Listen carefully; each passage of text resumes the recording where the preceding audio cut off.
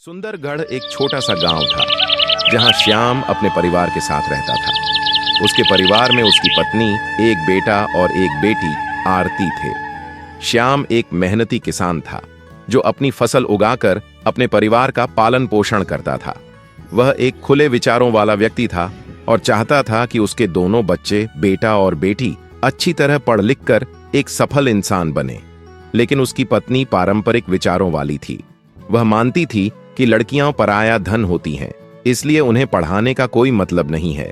वह हमेशा अपने बेटे को पढ़ाई के लिए प्रेरित करती, लेकिन जब बात आरती की आती तो वह कहती, लड़कियों को पढ़कर क्या करना है, उन्हें तो एक दिन ससुराल जाना ही है। श्याम को यह बात पसंद नहीं थी। वह जानता था कि शिक्षा सिर्फ लड़कों के लिए नहीं बल्कि लड़कियों के लिए भी उतनी ही जरूरी है। लेकिन उसकी पत्नी ने गांव की पुरानी परंपराओं और समाज के दबाव में आकर आरती की पढ़ाई पर रोक लगा दी। वह उसे घर के कामों में उलझाए रखती और अक्सर खेतों में भेज देती ताकि वह पढ़ाई से दूर रहे। आरती एक समझदार और मेहनती लड़की थी। उसे पढ़ने का बहुत शौक था, लेकिन मां की सोच के कारण उसे खुलकर पढ़ने का अवसर नहीं मिल रहा था। हर दिन जब उसका भाई स्कूल जाता तो वह उसे किताबें लेकर जाते हुए देखती और उसकी आंखों में भी स्कूल जाने की इच्छा उमड़ पड़ती। फिर भी आरती ने हार नहीं मानी।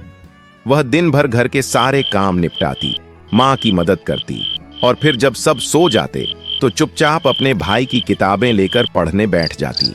कभी वह दिए की हल्की रोशनी में पढ़ती तो कभी चंद्रमा की रोशनी में। श्याम ने कई बार देखा कि आरती घर के कामों के बाद भी पढ़ाई कर रही थी। वह जानता था कि उसकी बेटी में प्रतिभा है, लेकिन उसकी पत्नी की जिद के कारण वह खुलकर उसका साथ नहीं दे पा रहा था। फिर भी वह चोरी छिपे उसकी मदद करता। जब भी वह देखता कि आरती को पढ़ने के लिए कोई किताब चाहिए तो वह उसे लाकर देता। धीरे धीरे उसने कई परीक्षाएं पास कर लीं और एक दिन पूरे गांव को गर्व महसूस कराने वाली सफलता हासिल की। उसने गांव में ही नहीं बल्कि जिले भर में टॉप किया और एक बड़ी अफसर बन गई। जब उसकी मां ने यह सुना तो उसे पहले विश्वास ही नहीं हुआ। उसे लगा कि उसकी बेटी तो सिर्फ घर के कामों में व्यस्त थी, फिर उसने इतनी ऊंची उड़ान कैसे भरी। आरती की मां ने अपनी गलती मान ली और बेटी से माफी मांगी।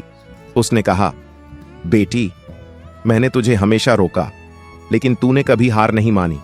आज तूने साबित कर दिया कि लड़कियां भी किसी से कम नहीं होती। मैं तुझ पर गर्व महसूस करती हूं। हो तो कोई भी बाधा हमें रोक नहीं सकती। लड़कियों को भी शिक्षा का अधिकार मिलना चाहिए। अगर एक लड़की पढ़ती है तो सिर्फ वह ही नहीं बल्कि पूरा परिवार और समाज आगे बढ़ता है। यह थी आरती की सफलता की कहानी। अगर आप दिल से मेहनत करते हैं तो सफलता खुद आपके कदम चूमेगी। अगर आपको यह कहानी पसंद आई हो तो लाइक करें।